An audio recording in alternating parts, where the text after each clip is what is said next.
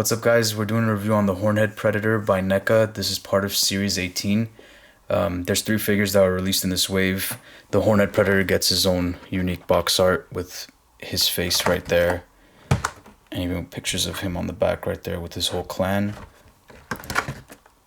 Packaging is really cool. Just a regular clamshell, just like Neca always does. So yeah, let's crack him open and see how cool the figure is. So here's the Hornhead figure out of its packaging. I believe this guy's in a more recent comic run than the other 2 in the wave. And he has this really cool samurai look to him with this like nice blue wash throughout all the armor pieces. Really cool looking. Really unique too with his horns on his head. So as far as this whole wave goes, definitely check every single one that you have in front of you, because I saw a lot that had missing parts. Like missing thigh pieces, armor pieces, accessories. I don't know what's going on with this stuff recently, because I recently got an Ahab figure without its Prometheus gun in there, and it's really weird. I've never seen the Predator line have like actual missing parts. I've seen more just glued joints. So his articulation is pretty much the same as all Predators. Head joint was pretty well. Shoulder joint was kind of far out, up to there. Bicep swivel, double jointed elbow, wrist swivel, or gauntlet swivels, wrist swivels as well, and it has that new hinge joint for the wrist like all the new Predators do, and has a upper torso joint, ball joint, as well as a lower waist ball joint. And for this one over here, glue just came loose, came off. Pretty easy fix, but yeah, this whole top part, it was glued onto it. But yeah, that's an easy fix. There it goes again. So, and the legs, this is one thing I really don't know why they did it like this. It looks nice, moves far out, all that, but when you bring the legs forward, it's really ugly looking, because this is a really thick rubbery piece that's attached to the crotch piece and has this strap that goes along. You could maybe, I guess, cut it, but then it's just not gonna have the right effect. This will just hang straight down. Might look better, I don't know, but I'm just not a fan of that. That looks really weird. But it does get great range. This figure's not as loose as the other one as far as like the whole feet rocking back and forth. But yeah, let's just leave the shoulder piece off for now, because that's not going to stay. And he has really tight knee joints, double knee. And then he has his ankle pivot. It's on a ball joint, ankle goes back, forward. It's kind of loose, does come off, especially on this one. It was glued pretty tight on there, and there's actually glue all over here. I don't know if you guys can see that. But yeah, this one, it has like all the plastic up there, all the paint that came off, but that's fine. But yeah, let's take a look at the accessories that this guy comes with. So here are the accessories it comes with.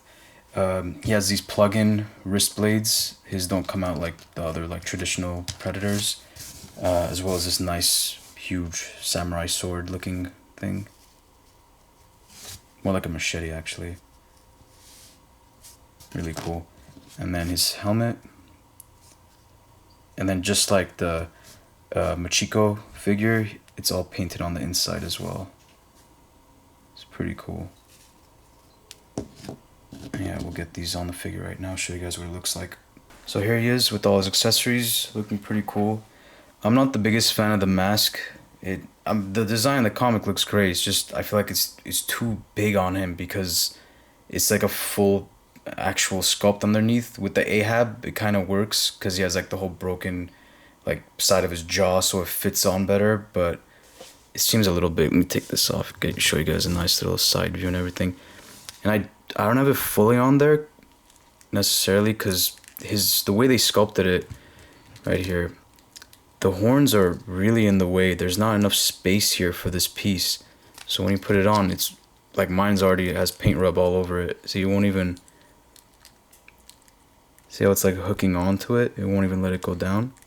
It's like pressing the horn down with it. It should be sitting like this, where the horn is poking up, but this one's getting squished while that one's up. It's like they didn't give it enough space. You could maybe Dremel some out there so it sits flush and it'll look better, but I mean, it's fine, I guess. Just, I feel like it's just too big. And then one other thing that I don't know why they like went back on this was, I don't know if you guys remember when it was originally shown, this whole figure had blood splatter paint all over it, and it looked really badass, and that's like how he looks like in the comic as well. But for some reason they chose to get rid of that. Maybe it wasn't, I don't know, it wasn't approved or something, but I think it would have looked way better with all the blood splatter on it. So here's a nice little comparison shot for the whole wave. The Machiko character is pretty tiny compared to them, but that's pretty accurate because she's just a human. As far as the Predators, they're pretty well scaled, I'd say. They're not as huge as the AVP body types, but they're pretty bulky in their own right with all the armor pieces. Hopefully the copy you guys end up getting doesn't have as many QC issues, but if you do get a break on the figure, or a missing part, and whatever store you bought it from can't help you out, or if it's a retail store, let's say, and they don't have any more stock, I've been told to contact NECA when that happens, but in my experience, it's not the greatest. They really never reply, unless like you go through Twitter, I guess. But if you don't have a Twitter account, you're kind of shit out of luck. If you guys have ever had luck contacting NECA for those kinds of issues, I would actually like to know, because I had a similar thing with the whole Ahab Predator. Never went through. It's just weird. Sometimes I guess the emails fall behind if it's not in the right category or whatever. But nevertheless, the figure's pretty cool. I would recommend it, especially if you're a fan of the comic. But yeah, go out and get yourself one. It's pretty awesome.